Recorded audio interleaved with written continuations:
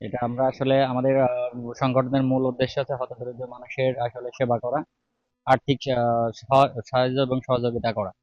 আমরা সাধারণত আহ, চিকিৎসা ক্ষেত্রে বেশি অবদান রাখি এবং এইভাবে হতদরিদ্র যারা আছে, যারা গৃহহীন, তাদের আমরা গৃহ তৈরি করে দেওয়ার আমাদের মূল উদ্দেশ্য এবং লক্ষ্য।